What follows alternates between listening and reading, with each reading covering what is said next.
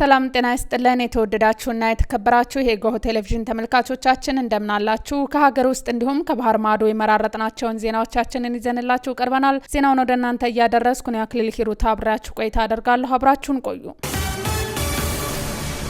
ቀዳሚ ወዳደረግነው ዜና ስናልፍ አፍሪካ ከፖለቲካ ነጻነት ባሻገር በኢኮኖሚ መስክ ጠንካራና ሉዓላዊነቷን ያስመሰከረች እንድትሆን የያዘችውን ጥረት ማጠናከር ይገባል ሲሉ በሀገሪቷ በኢኮኖሚ ዘርፍ የሚንቀሳቀሱ ባለድርሻ አካላት ገለጹ። የዘርፉ ተዋናያን በናይጄሪያ አቡጃ ከተማ በተጀመረው የአፍሪካ ኤክስፖርት ኢምፖርት ባንክ 32ኛ ዓመታዊ ጉባኤ ላይ አፍሪካውያን በራሳችን ጥረትና እንቅስቃሴ የኢኮኖሚ ነጻነታችንን ለመጎናጸፍ መስራት ይጠበቅብናል ብለዋል። ዓለም እየገጠማ ካለው ተነበዩ የኢኮኖሚ አቅጣጫዎችን ለመቋቋም በግልና በጋራ ተቀናይቶ መንቀሳቀስ እንደሚያስፈልግ ያመላከቱት የኢኮኖሚ ዘርፍ ባለሙያዎች ይህንን የሚመጥን ጥረት ማድረግ ይገባልን ብለዋል። የቀድሞው የዚምባብዌ ፋይናንስ ኢኮኖሚ ልማት ሚኒስተር ፓትሪክ ቺማንሳ ሀገራቸው በሌሎች ኃይሎች ተጽዕኖ ኢኮኖሚ ተጎድቶ በነበረበት ወቅት አፍሪካውያን የፋይናንስ ተቋማት ባደረጉት እገዛና በራሷ ጥረት አሁን በተሻለ አቅም ላይ እንደምትገኝ ገልጸዋል። የዋይቲኬር ፕሬዚደንት ዋና ስራ አስፈጻሚ ሮዛ ዋይቲኬር በበኩላቸው አፍሪካ ውስጥ ባሉ 3 አስርት የተከናወኑ የኢኮኖሚ እንቅስቃሴዎች ሀገሪቷ በፋይናንስ ዘርፍ የተሻለ አቅምና ብቃት እንዳላት የሚያመላክት ነው ብለዋል። በዚህም ረገድ ባንኩ ያሳየው ጅምር አፍሪካን ሞዴል የሚያደርጋት እንዲሆን የባንኩ መረጃ አመላክቷል።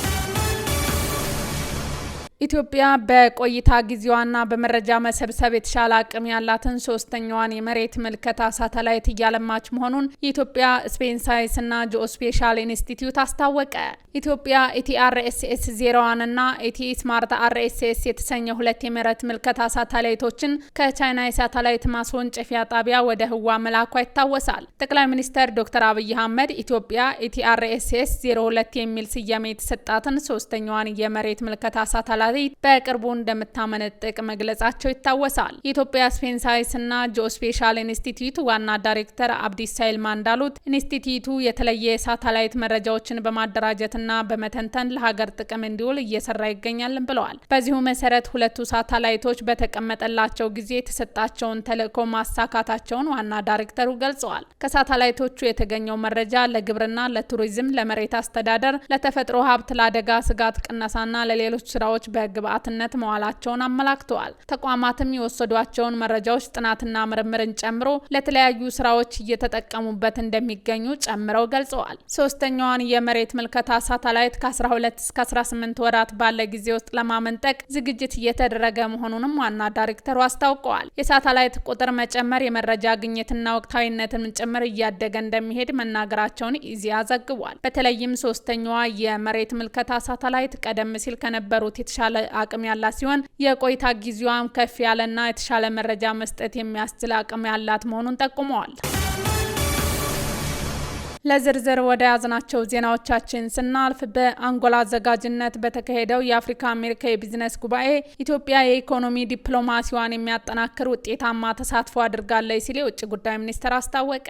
አቤኔዘር ወርቆ ዝርዝር አለው። በአንጎላ አዘጋጅነት በተካሄደው የአፍሪካ አሜሪካ የቢዝነስ ጉባኤ ኢትዮጵያ የኢኮኖሚ ዲፕሎማሲዋን የሚያጠናክር ውጤታማ ተሳትፎ አድርጋለች ሲል የውጭ ጉዳይ ሚኒስቴር አስታወቀ። በሚኒስቴሩ የአፍሪካ ጉዳዮች ዳይሬክተር ጄኔራል አምባሳደር ዘሪሁን አበበ እንዳሉት ጉባኤው ኢትዮጵያ ከሀገር በቀል የኢኮኖሚ ማሻሻያዎች ጋር የተሰናሰለውን የቢዝነስ ዲፕሎማሲያዊ ያጠናከረችበት ነው ብለዋል። ፕሬዝዳንት ታዬ አጽቀሥላሴ ከአንጎላው ፕሬዝዳንትና ከወቅቱ የአፍሪካ ህብረት ሊቀመንበር ጆ ሎሬንሶና ከአሜሪካው ፕሬዝዳንት የአፍሪካ ከፍተኛ አማካሪ የአፍሪካ ኮርፖሬት ካውንስል ዋና ስራ አስፈጻሚ ፍሎሪን ሊዘር ጋር መምከራቸውን ጠቅሰዋል። ከዋናው ጉባኤ ጎን ለጎን በነበሩ የተለያዩ መድረኮች ፕሬዝዳንት ታዬን ጨምሮ በኢትዮጵያ ኢንቨስትመንት ሆልዲንግ ዋና ስራ አስፈጻሚ ዶክተር ብሩክ ታዬና በኢትዮጵያ ኢንቨስትመንት ኮሚሽን ዶክተር ዘለቀ ተመስገን በኩል ተሳትፎ በማድረግ የኢትዮጵያን አቋም ማንጸባረቅ ተችሏል ብለዋል። በዚህም በተለይ ኢትዮጵያ ለኢንቨስትመንት ምቹ መሆኗን ያሳየችባቸው የዘርፉ የፖሊሲ ማዕቀፎችን ያስተዋወቀችበት የአፍሪካና የአሜሪካ የቢዝነስ ትስስር ምን መምሰል እንዳለበት እይቷን ያካፈለችበት መድረኮች መሆናቸውንም ጠቅሰዋል። በሌላ በኩል በኢትዮጵያ ኢንቨስትመንት ሆልዲንግና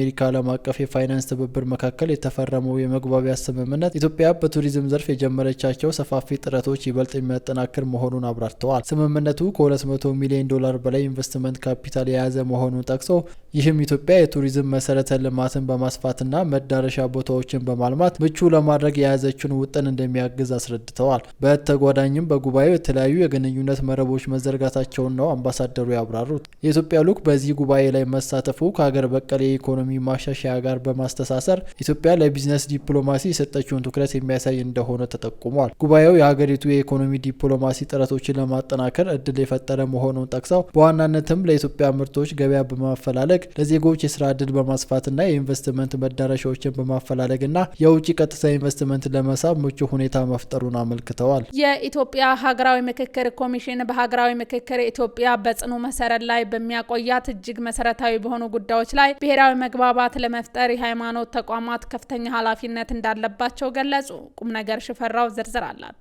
ኮሚሽኑ ለስኬታማ ሀገራዊ ምክክር የሃይማኖት ምሁራን ሚና በሚል መሪ ሀሳብ ከተለያዩ ሃይማኖት ተቋማት ምሁራን ጋር በአዲስ አበባ ውይይት አድርጓል። የኢትዮጵያ ሀገራዊ ምክክር ኮሚሽን ኮሚሽነር አምባሳደር መሐመድ ድሪር በውይይቱ መክፈቻ ባደረጉት ንግግር የሃይማኖት ተቋማት ለሀገር አንድነትና ሉዓላዊነት መከበር ትልቅ አበርክቶ አላቸው ብለዋል። ኮሚሽኑ በመሰረታዊ ሀገራዊ ጉዳዮች ላይ ተመካክሮ የጋራ መግባባት ለመፍጠር አካታች የውይይት አጀንዳ ልየታ እየተጠናቀቀ መሆኑን አንስተዋል። ኢትዮጵያ እየመከረች ነው ያሉት ኮሚሽነሩ የሃይማኖት ተቋማትና ምሁራኑ ለሀገር ጸንቶ መቀጠልና ለዘላቂ ሰላምና ለላቀ ሚናቸውን እንዲወጡ ምክክሩ ታሪካዊ እድል ፈጥሯል ብለዋል። የሃይማኖት ተቋማት የሀሳብ ልዩነቶችንና አለመግባባቶችን በውይይት መፍታት ወሳኝ መሆኑን በዕለት ተዕለት የእምነት አስተምህሮ ውስጥ ያሉ እያነሱ መሆኑን ጠቅሰዋል። ይህም የኮሚሽኑን ዓላማ የሚደግፍና ዘላቂ ሰላም የሚያመጣ በመሆኑ ኮሚሽኑ የሃይማኖት ተቋማት ያላቸውን ሚና በመገንዘብ በምክክር ሂደቱ ቁልፍ ተሳትፎ እንዲኖራቸው ማድረጉን አመልክተዋል። የሃይማኖት አባቶች በተከታዮቻቸው ዘንድ ያላቸውን ተሰሚነትና ተቀባይነት በመቀጠልም አለመግባባቶች በውይይት ብቻ መፍትሄ እንዲያገኙና የሀገርን ቀጣይነት የሚያረጋግጥ ዘላቂ ሰላም ማምጣት ላይ በጋራ እንሰራለን ብለዋል። የሃይማኖት ተቋማት በአጀንዳ ማሰባሰቡ ሂደት ውስጥ በንቃት መሳተፋቸውን አስታውሰው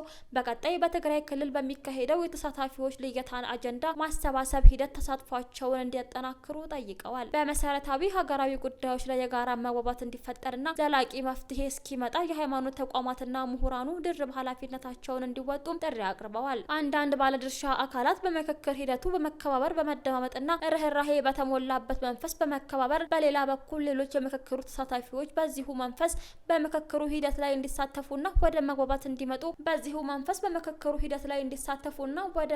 እንዲመጡ ምሁራዊ አባታዊ ሚናቸውን ጠይቀዋል።